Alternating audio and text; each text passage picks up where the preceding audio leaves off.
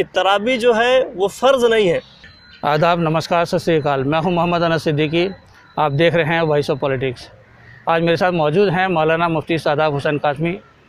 इनसे हम जानेंगे कि कुछ ही दिन के अंदर यानी 2-3 दिन में तरावियाँ शुरू हो जाएंगी। रमज़ान का महीना शुरू हो जाएगा। रमज़ान के महीने को लेकर के जिस तरीके से मुसलमानों में बेचैनी है, उसके इस्लामी नुक्ते नज़र से क्या है मामला। मौलाना साहब जो हैं, जो तबलीगी जमात के हैं, जो लापता हैं, पुलिस और तमाम देश के लोग उनको तलाश रहे हैं, लेकिन अभी तक सिर्फ जुगलबंदी हो रही है, बयानबाजी हो रही है, लेकिन कहीं कोई मामला नज़र नहीं आ रहा है। पुलिस के साथ सहयोग करने की बात कर रहे हैं मौलाना साहब, लेकिन अभी तक पुलिस को कोई सहयोग नहीं किया है। इस पर बात करने के लिए मेरे साथ मौजूद हैं मौलाना मुफ्ती सादाब हुसैन कासमी साहब। कासमी साहब, आपको बहुत बहुत इस्तकबाल है। शुक्रिया साहब। रमज़ान को लेकर के लोग बड़ा परेशान हैं, तरावियों को लेकर के क्या कहेंगे तरावी को लेकर पहले आप? देखिए, बिस्मिल्लाहिर्रहमानिर्रहीम। आज बहुत बड़ा सब्जेक्ट आपने उठाया है, मैं शुक्रगुज़ार हूँ आपका। दूसरी बात जी, कि चंद दिनों के बाद ही रमज़ान का महीना शुरू होने वाला है, जो इस्लामी तारीख़ में एक बहुत बड़ी अहमियत का हामिल। मैं पूरे भारत के मुसलमान से और पूरे देश के मुसलमानों से अपील करना चाहूँगा कि ये मोहलिक बीमारी, कोरोना नामी मोहलिक बीमारी, जिससे आज हुकूमत और अहलकार जद्दोजहद कर रहे हैं, लड़ाई लड़ रहे हैं, जिहाद कर रहे हैं, इसमें तो 3 बातें कहूँगा पूरे देश के मुसलमानों से। सबसे पहले ये कि आज भी मुसलमानों के अंदर वही माहौल बना हुआ है, वही ज़िदपंती बनी हुई है कि हम तरावी पढ़ेंगे तो मस्जिद ही में पढ़ेंगे, हम मस्जिद ही में जाकर तरावी पढ़ेंगे और कुरान की तिलावत करेंगे। मैं कहना चाहूँगा कि सबसे पहले तो आप अपने जहन में ये बात नशी कर लें कि तरावी जो है वो फ़र्ज़ नहीं है। जी, आप आम दिनों में मस्जिदों में नहीं आते थे, आज रमज़ान का महीना को लेकर आप सिर्फ़ तरावी के लिए मस्जिद में आना चाह रहे हो, तो तरावी फ़र्ज़ नहीं है। तरावी एक सुन्नत मौक़दा है। तरावी अगर फ़र्ज़ होती तो आपका ये मांग एक तरीके से दुरुस्त होता। दूसरी बात, हम जिस नबी को मानने वाले हैं, हमारे प्रोफेट मोहम्मद सल्लल्लाहु अलैहि वसल्लम, आप जानते हैं कि अल्लाह के रसूल सल्लल्लाहु अलैहि वसल्लम ने अपनी सारी ज़िंदगी में कंटिन्यू पूरा रमज़ान का महीना तरावी में नहीं पढ़ा। आपने 2-3 बार ही तरावी को अदा किया है रमज़ानुल मुबारक के अंदर। 2-3 रात ही आप जाके पढ़े हैं। 26 रातों का तज़किरा हदीस में मिलता ही नहीं है। जी। तीसरी बात कि तरावी जो है वो मुक़द्दमा है तहज्जुद का। जी, रात में जब तहज्जुद की नमाज़ होती है 3 से 4 बजे, उसी का मुक़द्दमा है। जी।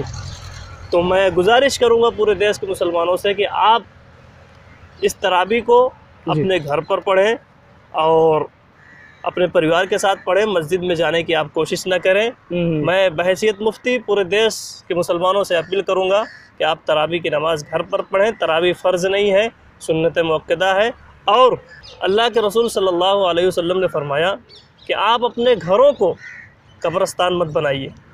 आप अपने घरों में नमाज़ पढ़ा करो, घरों में नमाज़ पढ़ा करो। ला तजालू बुयूतकुम अलमकबरा, कि अपने घरों को कब्रस्तान मत बनाइए, अपने घरों में नमाज अदा करने की आप कोशिश करो। जी, ये अल्लाह के रसूल सल्लल्लाहु अलैहि वसल्लम फरमाते हैं।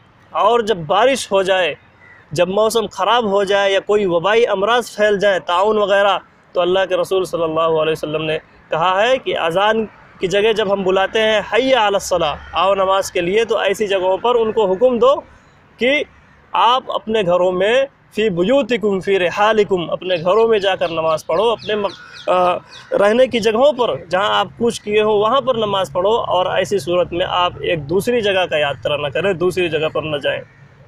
जी।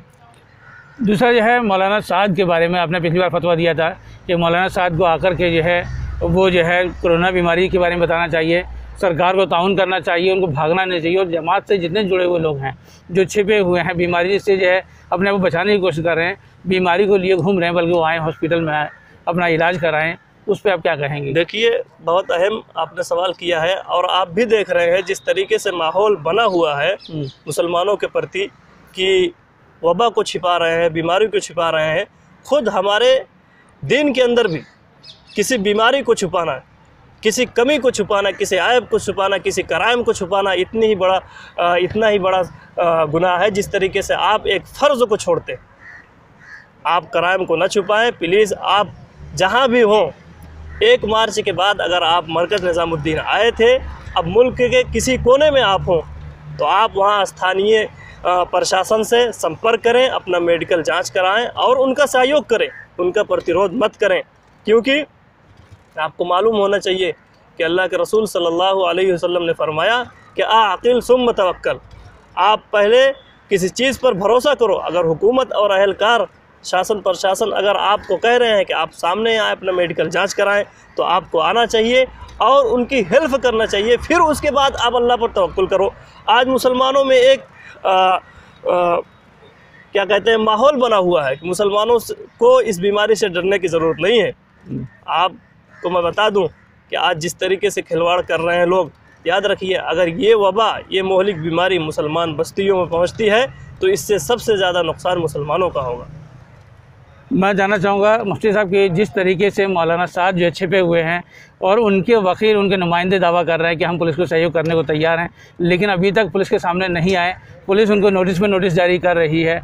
कानून से भागना, कानून से खिलवाड़ करना, इसको आप लेके क्या कहेंगे? और आपने जो फतवा जारी किया था कि साहब इस तरीके की जो जमातें हैं वो लोग ना भागें बल्कि कानून का साथ दें, वो फतवा क्या था थोड़ा सा दोबारा रिपीट करें। देखिए, मैं फिर कहना चाहूँगा हज़रत जी मौलाना साद साहब से भी कि तदबीर, तकदीर और क़ज़ा ये अल्लाह की मशीयत है जी।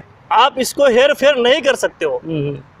आपके प्रति आज देश के अंदर जो माहौल बना हुआ है, आपके चलते आज मुसलमानों के साथ जो अत्याचार हो रहा है कि मुसलमानों ने कोरोना फैलाया है, इससे हज़रत जी मौलाना साद को भी सामने आना चाहिए और वो भी ये मैसेज दें। आज सुधीर चौधरी, अर्नब गोस्वामी जैसे लोग आपके ऊपर जो भी अफवाहें उड़ा रहे हैं, आप उसको नज़रअंदाज कीजिए और इस सब को छोड़कर आप सामने आएँ। आप हुकूमत का और हुकूमत के एहलकारों की आप मदद करें। और मैं फिर कहता हूँ, किसी ऐब को छुपाना या अपने फ़ायदे के लिए, अपने भलाई के लिए पूरे देश के मुसलमानों को आप गर्क कर दें, पूरे देश के मुसलमानों को आप नुकसान पहुंचाएं, ये शरीयत आपको इजाज़त नहीं देती है, ये किसी धर्म की इजाज़त नहीं देती है। और आपको मालूम होना चाहिए कि आज जो भी मुसलमानों पर आप आरोप लग रहे हैं, जहाँ भी उनका बाइकाट किया जा रहा है, जैसे भी लोग उनके साथ बर्ताव कर रहे हैं देश के अंदर, ये सब आपकी वजह से है। अगर आप सामने नहीं आते हैं तो और आपकी वजह से मुसलमानों के अंदर और पूरे देश के अंदर माहौल ख़राब होता जाएगा। आज भी लोग छुपे हुए हैं, आज भी लोग सामने नहीं आ रहे हैं। मैं फिर से कहना चाहूँगा, अगर 1 मार्च के बाद आप निज़ामुद्दीन मरकज़ आए हों और फिर आप चले गए हों, देश के किसी भी कोने में हो, आप सामने आएँ, शासन प्रशासन का हेल्प करें, उनकी मदद करें, आप अपने ऐब को न छुपाएँ। मुफ्ती साहब, एक मेरा आखिरी सवाल कि जिस तरीके से देश में एक माहौल बनाया गया और एक मैसेज दिया गया कि सब तबलीगी जमात की वजह से कोरोना वायरस बहुत तेज़ी से फैल रहा है, वो लोग जो है अपना इलाज कराने के बजाय, क्वारंटाइन कराने के बजाय छिप रहे हैं, भाग रहे हैं, और ये भी इल्ज़ाम है कि सब वो लोग जा कर के मुख्तलिफ भेष बदल करके जो है कोरोना वायरस फैलाने की कोशिश कर रहे हैं। कल महाराष्ट्र के पालघर में एक घटना हुई जिसमें 2 साधुओं को पीट कर हत्या कर दी, लिंचिंग हुई, और वहाँ पे जाने को नहीं। और वो सब जो लिंचिंग करने वाले लोग हैं वो सब नौजवान हैं, बच्चे हैं, 15 से 25-30 साल की उम्र के लोग हैं। ये जो मानवता की हत्या हो रही है, इंसानियत की हत्या हो रही है, इसको लेके आप क्या कहेंगे? देखिए, जो भी आज देश के अंदर सिचुएशन बना हुआ है, स्थिति है हमारे देश में, आपको मालूम होना चाहिए कि किसी की हत्या करने से, किसी की लिंचिंग करने से कोई चीज़ ख़त्म नहीं होगी। आपको अगर इस चीज़ को रोकना है, आपको मालूम था कि किसी ने चोरी की थी, हालांकि ये फेक न्यूज़ है, और तो आप हत्या करके, आप किसी का मर्डर करके, लिंचिंग करके, आप एक अच्छा मकसद आपके किसी भी धर्म के अंदर देखा जाए तो ये उपदेश है ही नहीं जी। ठीक है, किसी के धर्म के अंदर ये उपदेश है ही नहीं। और जिस तरीके से लोगों ने एक हवा बनाया हुआ है और कि भाई इस तरीके के लोग फैला रहे हैं, जो भी लोगों ने, जिन लोगों ने भी ये घटना घटी है, हम उनका सही खुले तौर पर हम उनकी निंदनीय करते हैं। ठीक है, हम उनको ये एक्सेप्ट करते ही नहीं है। मतलब आप जो है ये जो वैचारिक आतंकवाद जो पैदा किया जाए, सो काल जो है लोगों के अंदर कानून से विश्वास उठ रहा है, कानून का साथ देने के बजाय, कानून का पालन करने के बजाय कानून को अपने हाथों में ले रहे हैं, और ये जो माहौल कर रहे हैं, ये अविश्वास के जो माहौल पैदा हो रहा है, डर का माहौल पैदा हो रहा है, इसको लेकर के मुसलमानों को क्या हिकमत अमली होनी चाहिए और मौलाना साद को आकर के क्या इस मामले में विराम लगाना चाहिए कि ये मामला ख़त्म हो, देश के विकास की बात हो, दूसरी चीज़ें बात हो सके। और जिस तरीके से, चूँकि कोरोना वायरस जो है ऐसी बीमारी का इलाज नहीं है, लेकिन इससे बचाव जो है बहुत बड़ा इलाज है।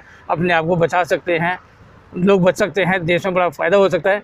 और लॉकडाउन तीसरा जो है शुरू ना हो, उससे भी जो है लोगों को राहत मिलेगी, भूखे नहीं मरेंगे। मौलाना साहब को क्या करना चाहिए, क्या कहेंगे? देखिए, मौलाना साद साहब या उनके जो भी मुशीरकार हैं इस वक्त जी, पूरे मुल्क के अंदर, और जो भी नौबत आ रही है, इस नौबत को उन्हें भी और उनके चाहने वालों को भी बहुत गंभीरता से लेना चाहिए। और इसके अंदर मौलाना साद साहब अगर सामने नहीं आते हैं जी, और वो अपने लोगों को नहीं कहते हैं खुलकर कि आप अपना जांच कराओ, हमें चाहिए कि हम जितने भी लोग हैं हम सब अपना जांच कराएं। अगर हज़रत मौलाना साद साहब सामने नहीं आएंगे और तो एक नेगेटिव जो परिस्थिति उनके ज़रिए जा रहा है, इससे पूरे देश के अंदर बहुत बड़ा खतरा पैदा हो जाएगा। और हम जिस वबा को, हुकूमत और अहलकार जिस वबा को हम दबाने की कोशिश कर रहे हैं, वो दबने वाली नहीं है, वो और आगे बढ़ती जाएगी और आगे बढ़ती जाएगी। तो इसमें मुसलमानों का बहुत खासा नुकसान होगा। तो इसलिए वो समझदार हैं, सामने आएँ, हुकूमत और प्रशासन से बात करें, अपना मेडिकल जांच कराएं और अपने लोगों से अपील करें कि भाई सामने आओ, जांच कराओ, किसी ऐब को छुपाओ मत। किसी ऐब को छुपाओगे तो आप न यहाँ आपके लिए प्रशंसा की जाएगी, ना खुदा के यहाँ आपका कोई मकाम होगा। ये मेरा कहना है।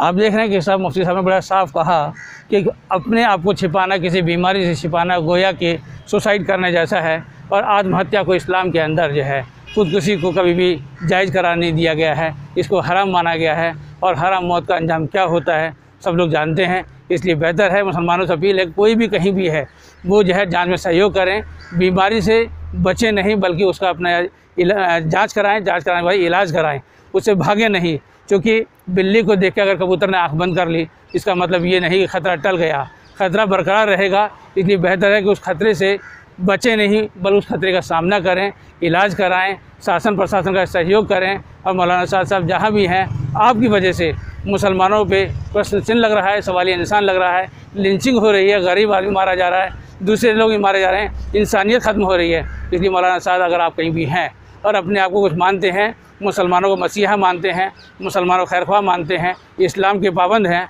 तो आपको आकर के सरकार का साथ देना चाहिए, पुलिस के सामने आके समर्पण करना चाहिए, कानून के सामने समर्पण करें, किसी व्यक्ति के सामने समर्पण नहीं करें। क्योंकि भारत में आप रहते हैं, भारत के कानून की लाज रखना भी हम सबका फ़र्ज़ है। जय हिंद। मैं Mohammad Anas Siddiqui, voice of politics, Nizamuddin, Delhi.